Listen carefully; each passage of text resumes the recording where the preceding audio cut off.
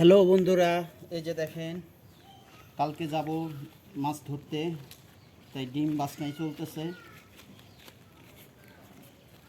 অনেক কষ্ট করে এই সোনার হরিণ পেলাম।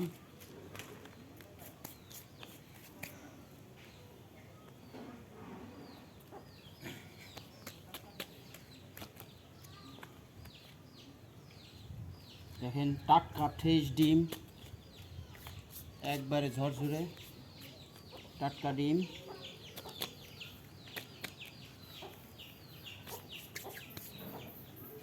সবচেয়ে বেশি খারাপ লাগে পিঁপড়ার কামড়গুলো খাইতে, খুবই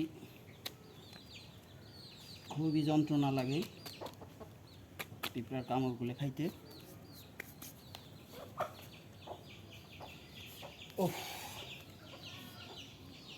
অনেক কষ্ট করে ডিমগুলো সংরক্ষণ করতে হয়েছে।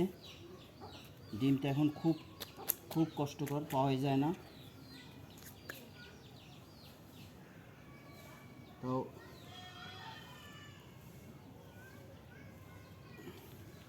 একদম টাটকা ফ্রেশ ডিম এইমাত্র